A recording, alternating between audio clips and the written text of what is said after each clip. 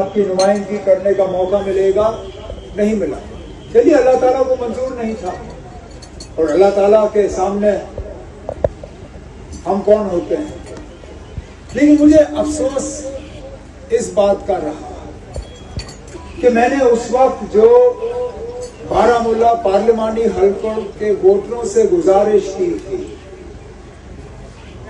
میں نے یہ کہا تھا کہ خدا را آپ جب اپنا ممبر چنو گے یہاں سے پارلیمنٹ کا، وہ ممبر چنیے جو پارلیمنٹ کے اندر جا کے آپ کے لیے بات کر سکے، جو آپ کے لیے لڑ سکے، جو آپ کے جذباتوں کی ترجمانی کر سکے، جس کی تقریروں سے آپ کے مطالبے اور مشکلات حل ہوں۔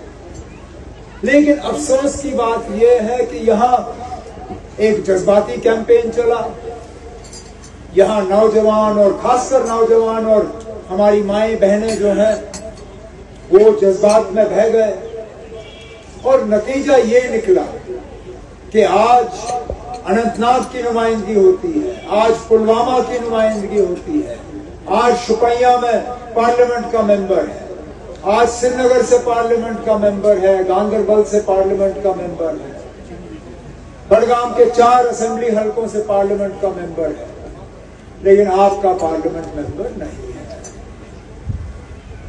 آپ کی آواز وہاں بلند نہیں ہوتی۔ اب اس الیکشن میں آپ کے پاس موقع ہے کہ کم سے کم جو پارلیمنٹ میں ہماری آواز نہیں رہی، کم از کم آپ کے جذباتوں کی ترجمانی، آپ کی آواز، آپ کے مطالبے، آپ کے پریشانیاں لے کے آپ کا نمائندہ اسمبلی میں جا کے آپ کے لیے بات کر سکے، لڑ سکے۔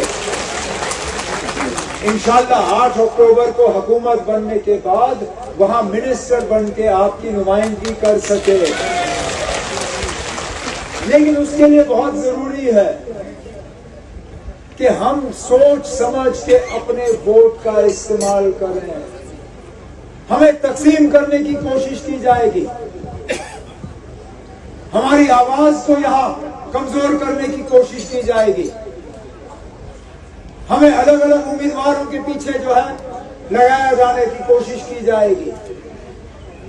لیکن ہم اگر تقسیم ہوئے، ہم اگر بٹ گئے، ہمارے ووٹ اگر الگ الگ ہو گئے تو ہمیں نقصان ہوگا اس بات کا۔ لیکن اب چلیے، پارلیمنٹ میں جو ہوا سو ہوا۔ یہ اسمبلی الیکشن جو ہے، جہاں ایک طرف سے ہمارا فرض ہے کہ ہم آپ کے روزمرہ کے مطالبے حل کریں، وہاں دوسرے طرف سے ہم نے یہ بھی دیکھنا ہے کہ خدا نہ خواستہ 5 اگست 2019 کو جو ہمارے ساتھ ہوا، ہمارے حقوق جو ہم سے چھینے گئے، ہماری شناخت جو ہم سے لی گئی، ہمارے زمینوں کو جو خطرہ پڑا، ہمارے نوجوانوں کے روزگار کے حق کو جو ہم سے چھینا گیا، کہیں خدا نہ خواستہ اس پہ اسمبلی سے منظوری کی مہر تو نہیں لگنی چاہیے۔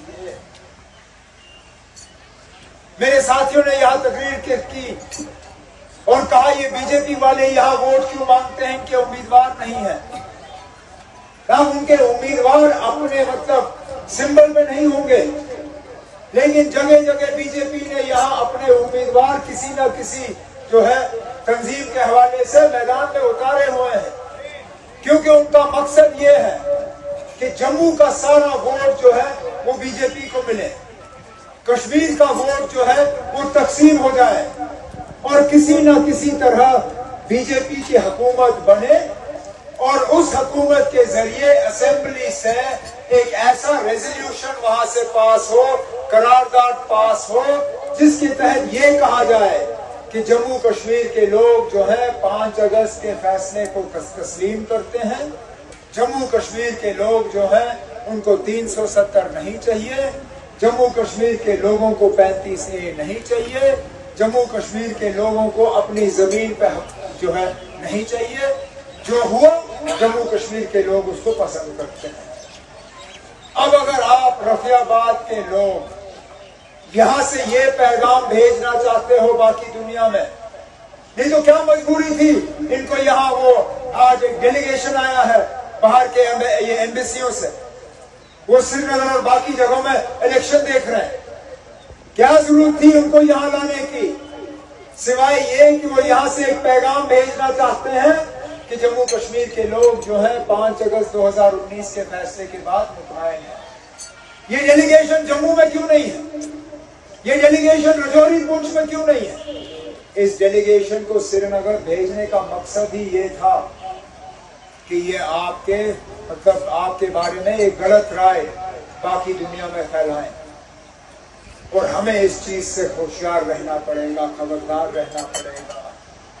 इन्होंने वो लोग मैदान में उतारे हैं जिनका आज सही रूप जो है, सही शक्ल लोगों के सामने आ रही है। जिस शख्स ने मुझे पार्लियामेंट इलेक्शन के दौरान हराया, आज उसकी असलियत सामने आ रही है। जो आदमी कहता है कि मैं हुर्रियत कॉन्फ्रेंस की कुर्बानियों को सलाम करता हूं, जो आदमी कहता है कि मैं यासीन मलिक की फांसी के खिलाफ अपनी आवाज उठाऊंगा, दोबारा मुझे बताइए नाम ऐसे लोगों को वो आज गले मिलता है जो श्रीनगर से हुर्रियत कॉन्फ्रेंस का बोर्ड उतारती है, जो मीडिया के जरिए यासीन मलिक के फांसी की जो है मांग करते हैं। अब मुझे बताइए ना, अब हम इंजीनियर रशीद से के कहने पे जाएं या उसके करने पे जाएं? कहता है कि मैं मोदी साहब के नए कश्मीर के खिलाफ अपनी आवाज बुलंद करूंगा, लेकिन चुन चुन के मैदान में उम्मीदवार वो उतारे हैं जो 5 अगस्त 2019 के बाद सिर्फ और सिर्फ मोदी साहब के इशारों पे यहाँ पे चले, और वो उम्मीदवार आपके हमसाये में है, चाहे वो सुंबल से हो, चाहे वो बीरवा से हो, चाहे वो कहीं और से हो। कहने के लिए तो कहता है मैं दिल्ली के खिलाफ इलेक्शन लड़ रहा हूं, लेकिन जब तकरीर होती है नेशनल कॉन्फ्रेंस के खिलाफ। और परसों इंटरव्यू के जरिए क्या कहा उसने? कहा कि वजीर आजम नरेंद्र मोदी साहब ने इंजीनियर रशीद साहब को 2018 में बुलाया, उससे 1 घंटे मुलाकात की, और उस मुलाकात के दौरान मोदी साहब ने इंजीनियर रशीद को कहा कि मैं जम्मू कश्मीर से 370 हटाने वाला हूं। 2018 में, गौर करिए इस बात पे, इंजीनियर रशीद साहब खुद तस्लीम करते हैं कि 2018 में नरेंद्र मोदी साहब ने उनको कहा कि मैं कश्मीर से 370 हटाने वाला हूं। मैं मजबूर होता हूं पूछने पे इंजीनियर रशीद साहब से, जनाब अगर आपको 2018 में मालूम था कि 370 हटने वाला है, आप 2019 तक खामोश क्यों रहे? क्यों खामोश रहे? आपने किसके कार्ड में डाला? हम में से किसी को कहा आपने? हम मिलके वकील करते, सुप्रीम कोर्ट का दरवाजा खटखटाते, सुप्रीम कोर्ट से कहते ना हमें लगता है खतरा है 370 को, आप हुकूमत को रोकिए इससे पहले कि वो कुछ करें। लेकिन वो खामोश रहे, 1 साल खामोश रहे, और 2018 में उनकी खामोशी का हमें खमियाजा भुगतना पड़ा। आज भी मुझे एक जगह इंजीनियर साहब की तकरीर दिखाएं जिसमें वो ये कहता है कि वो बीजेपी के इलेक्शन के बाद मदद नहीं करेगा। एक जगह जिन नौजवानों ने उसको वोट डाला, जिन माओ बहनों ने उसको वोट डाला, जरा पूछिए उससे क्या इलेक्शन के बाद वो बीजेपी की मदद करेगा या नहीं? अमित शाह साहब ने खुद कहा कि ये नेशनल और कांग्रेस वालों के अलावा अगर कल को हमें एमएलए की जरूरत पड़ेगी हम बाकी पार्टियों से बात करेंगे। बाकी पार्टियों का मतलब कौन? अपनी पार्टी, पीपल्स कॉन्फ्रेंस, आवामी इत्तेहाद पार्टी, आजाद उम्मीदवार। मतलब ये कि बीजेपी ने इन लोगों को पहले ही अपने खाते में गिनना शुरू किया है। अब रफियाबाद के लोगों ने तय करना है क्या आपको बीजेपी की हुकूमत चाहिए या अपनी हुकूमत चाहिए, आप लोगों की अपनी हुकूमत। ये फैसला आपने करना है, क्योंकि पिछले 5-6 साल का हम आज भी खमियाजा भुगत रहे हैं। चलिए छोड़िए हमारी रियासत का दर्जा नहीं है, छोड़िए हमारे पास अपना झंडा नहीं है, छोड़िए हमारे पास आईन नहीं है, چھوڑیے ہمارے پاس اپنی زمین پہ حق نہیں ہے. روزمرہ کی پریشانیوں کا کم گننا شروع کریے نا. کون سا ایسا بے روزگار نوجوان ہے جس کو پچھلے 5 سال میں روزگار کا آرڈر ملا ہو؟